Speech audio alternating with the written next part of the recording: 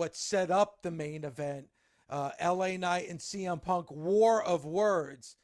And I got to tell you, Nick, and I'm being completely honest here, and I know we talk a lot about LA Knight, and there's people here that are big fans, and there's people that aren't so much.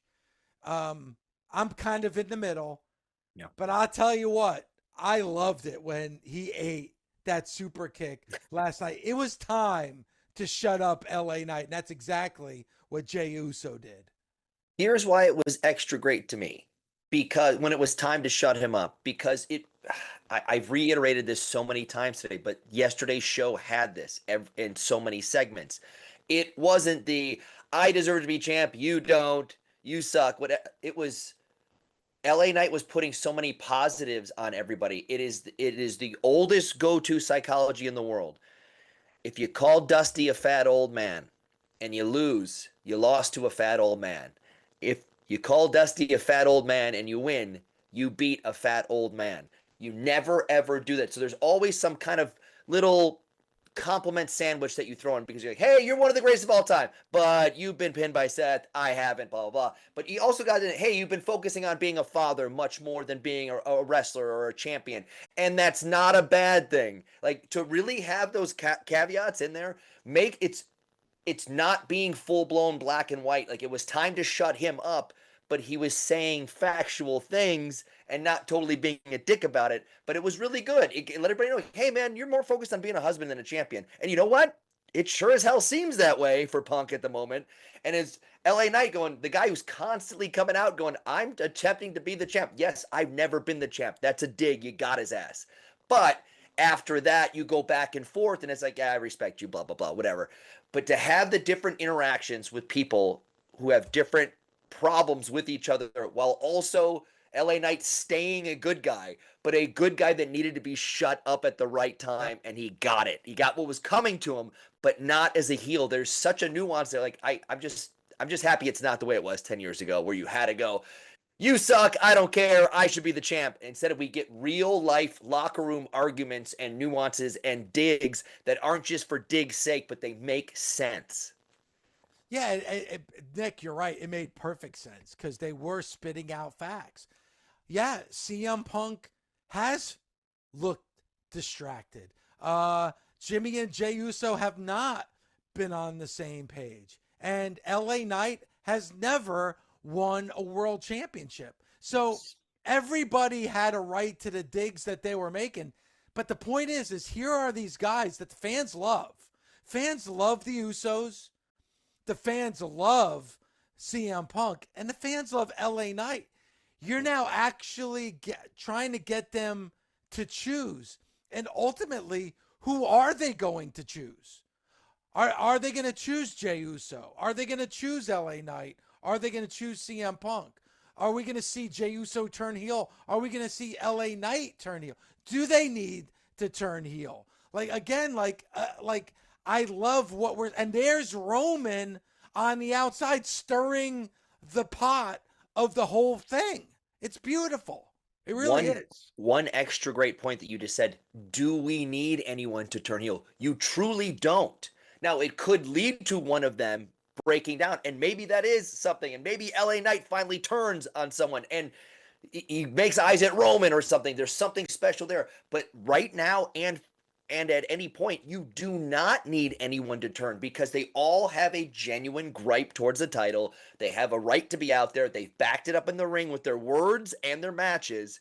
And at some point, I'm just glad. I know it doesn't, wins and losses don't totally matter. No matter how it happened, you got LA Knight a win yesterday because that's the one. He's the one that he hasn't been the world champ. Whether it was for a second or he hasn't had the big moment, he's almost been there. So at least getting that win doesn't make it seem like he's the odd man out when it comes to being the world heavyweight champion. So I like that. He got to get the digs in, but he got to put everybody over while he did it. He got to walk away with the win no matter how it happened.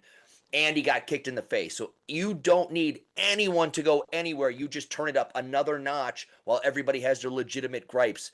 That makes good TV. If someone turns, that will be cool too, but you don't need it.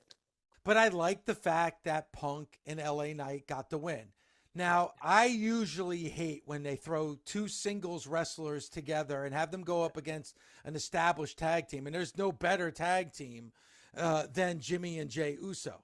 And one of the things I loved about SmackDown was Bronson Reed and Braun Breaker getting the victory over Randy Orton and Cody Rhodes. That's Randy Orton and Cody Rhodes. But Bronson Reed and Braun Breaker, even though they needed a little outside help, got the victory over two of the biggest superstars in the WWE. Now, here is LA Knight and CM Punk, who are not on the same page, getting a victory over the Usos. But here's the beauty in it. Jimmy and Jey are not on the same page. Right. It's not like they're a cohesive tag team right now where you're like, how the hell can these two guys get a victory over the Usos? As fractured as the relationship is between LA Knight and CM Punk, it's a fractured relationship right now between Jimmy and Jey Uso. So I had no problem with them losing that match in the main event last night. Right. That is, and from your first point, like, yes, sometimes when they throw people together and the story's not as thick as it is right now, and they get a victory over like a tag team, you're like, oh, there's a miscommunication or something. Like, it's such a cop out and an easy way out. And when you don't have it go that way, it's exactly like you said. LA Knight and Punk are not supposed to be on the same page, but the Usos, even on a bad day, better be better than anyone else in that ring as a tag team, and they are. But in this one situation, you have the moment where Punk, dressed as Sleazy B. Martini from Guar last night, gets the move in, and then you get the blind tag, you get the moment, and everybody gets something in. The Usos have their issue with each other and everybody else in the match. LA Knight feels slighted every step of the way through and hasn't been champ, but he gets the win. Punk does the finish and gets it stolen away from him. It's doing a 1980s 101 psychology. Instead of a single layer, there is three different layers, and that's why that makes sense. And you're right. Anytime an established tag team loses, it better be for a damn good reason. And in this case, it was. 1,000%. And it's a great point by you, Nick. And in fact, I thought it made for a really good main event, but it's really about the implications afterwards.